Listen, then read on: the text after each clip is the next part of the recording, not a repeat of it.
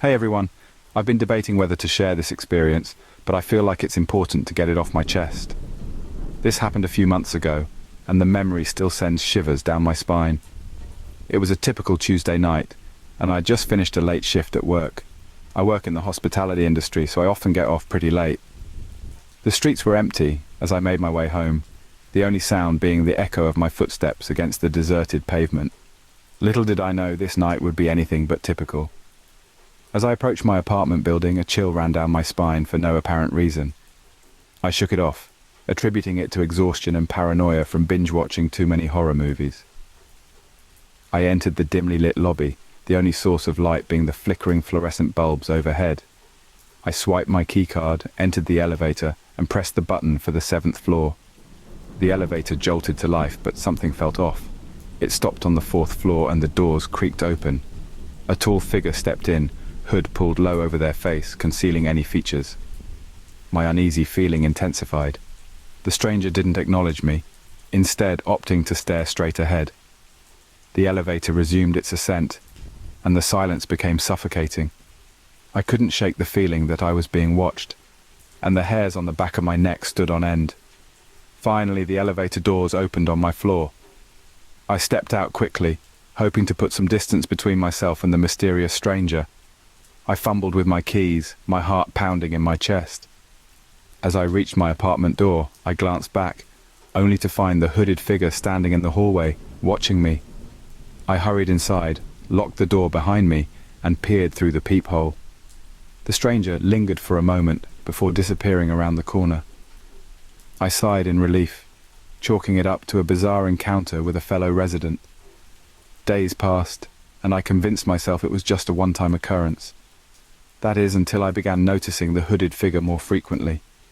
They'd be in the lobby when I returned from work, standing across the street when I went to grab groceries. Always watching, always silent.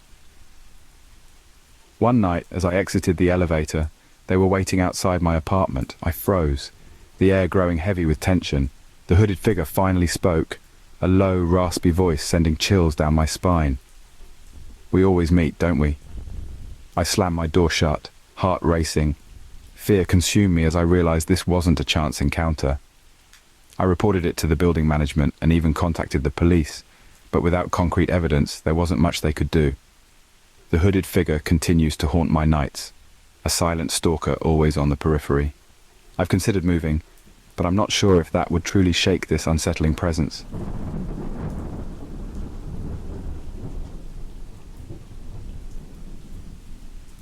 It was a chilly Saturday night, and I was driving back home from a friend's house in the countryside. The roads were deserted, and the only company I had was the hum of my car engine. As I drove down a dimly lit stretch, I noticed a figure on the side of the road, an eerie silhouette against the darkness. Being the empathetic soul I am, I decided to pull over and offer a ride. The hitchhiker, a woman in her 20s, looked disheveled and anxious. She muttered a quick thank you and hopped into the back seat without much conversation. As we drove in near silence, I couldn't shake the feeling that something was off. She was fidgety, glancing nervously out of the windows as if expecting someone or something. I tried to engage in small talk, but her responses were vague, almost evasive. About halfway through the journey, she abruptly asked me to stop at an isolated gas station. It was one of those eerie places, buzzing with flickering fluorescent lights, casting long shadows on the desolate landscape. She insisted she needed a moment and asked me to wait. As I sat in the car, I couldn't shake the feeling of unease.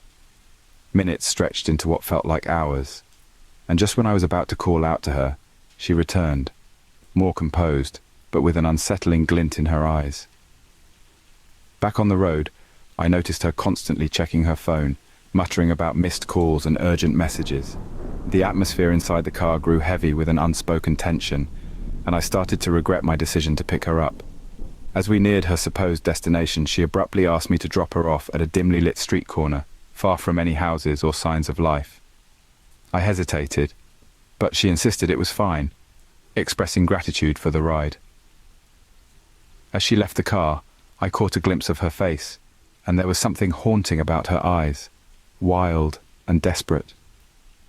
The moment she closed the car door, I sped away, my heart pounding.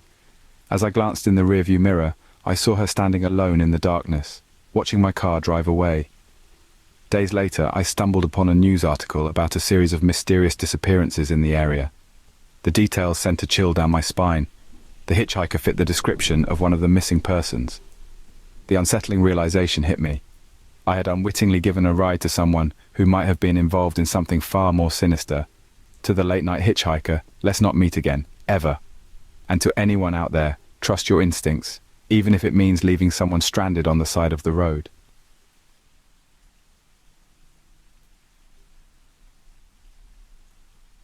A few weeks ago, my friends and I decided to explore a local nature reserve, a vast expanse of woods that had a reputation for its serene beauty. We were drawn to the idea of an off-the-beaten-path adventure, away from the usual weekend hangouts. As we ventured deeper into the woods, the sunlight filtering through the dense canopy created a picturesque scene. We hiked for a while, enjoying the tranquility, until we stumbled upon an old weathered cabin nestled in a clearing. It had that eerie charm, a place that seemed frozen in time. Curiosity got the better of us, and we cautiously approached the cabin. The door creaked open, revealing a dimly lit interior with dusty furniture covered in white sheets. It felt like stepping into a forgotten era, a snapshot of a time long gone. As we explored, my friend Sarah found an old photo album on a dusty shelf. The faded pictures depicted families and gatherings, smiles frozen in black and white. But as we flipped through the pages, we noticed something unsettling. A recurring figure in the background of each photo, a shadowy silhouette that seemed out of place. The unease settled in as we continued our exploration. The woods outside the cabin felt different now, the air heavy with a strange energy. Sarah, always the skeptic, brushed it off as an overactive imagination, but I couldn't shake the feeling that we were being watched. We decided to leave the cabin behind and continue our hike. But the woods seemed to change around us. The once friendly whispers of the leaves now sounded like unintelligible murmurs, as if the forest itself was trying to communicate. That's when we heard it, a voice, distant but distinct, whispering words that sent shivers down our spines. It seemed to come from all directions, as if the very trees were speaking. The words were inaudible, yet their intent felt ominous, a weight on our shoulders that grew heavier with every step. We quickened our pace, the whispers growing louder, more insistent. Sarah began to panic, her eyes darting around as if searching for the source. I tried to reassure her, but the atmosphere had shifted, and the once inviting woods now felt like a labyrinth closing in on us. In the midst of our frantic retreat, the whispers coalesced into a singular, guttural voice. It spoke a name, Sarah's name, in a tone that seemed to reverberate through the trees. Panic seized us as we stumbled over roots and branches, desperate to escape the unseen presence. We burst out of the woods, the sunlight providing a stark contrast to the shadows we left behind. Sarah was visibly shaken, pale and wide-eyed. We never fully understood what transpired in those woods, but the memory of the whispered voice haunted us.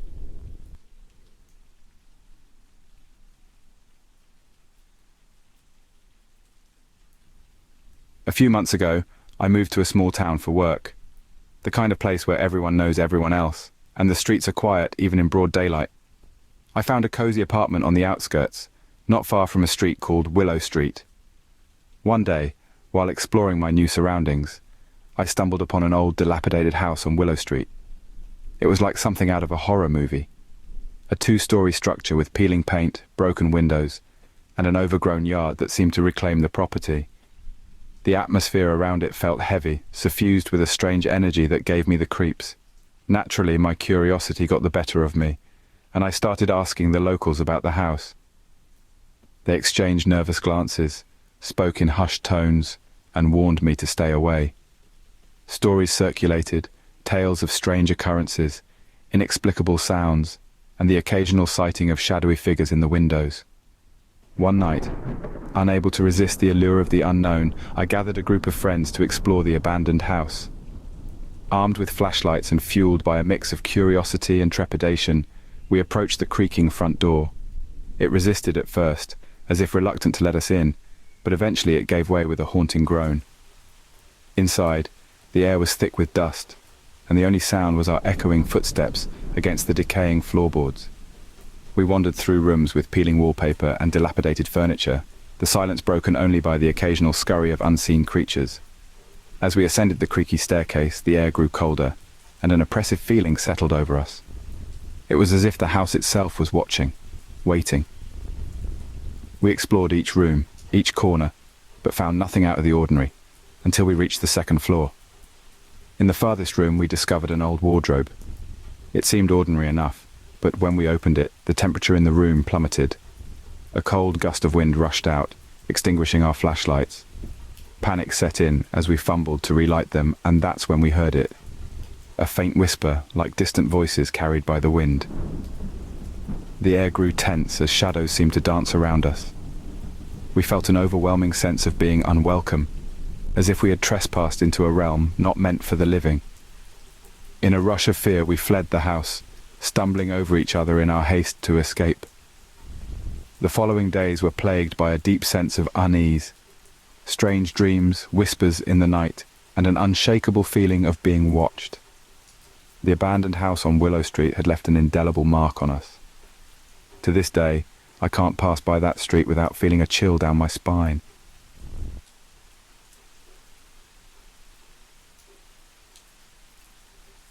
I live in a city with its fair share of abandoned places, but there's this one warehouse on the outskirts that always seemed to carry an air of mystery. One evening, fueled by curiosity and a dare from friends, we decided to explore it. The night was dark and silent as we approached the looming structure. The rusty gates groaned as we pushed them open, revealing an entrance that seemed to swallow the feeble glow of our flashlights. We stepped into a cavernous space filled with the echoes of our hesitant footsteps. The air inside was thick with the scent of decay and neglect. Graffiti-covered walls hinted at previous explorers, but the silence suggested we were alone. We wandered through the vast emptiness, the beam of our flashlights dancing over forgotten machinery and discarded crates. As we ventured deeper, the unease settled in. It felt like the air had grown colder, and the sense of being watched intensified. The distant sounds of the city outside were replaced by an oppressive silence, broken only by the occasional drip of water from a leaky ceiling. In the heart of the warehouse, we stumbled upon an old office space, its walls adorned with peeling wallpaper and tattered remnants of paperwork. As we sifted through the remnants of forgotten lives, a sudden creak echoed through the space, a sound not produced by us. We froze, flashlights trembling. The oppressive silence returned, broken by the unmistakable sound of footsteps echoing through the darkness.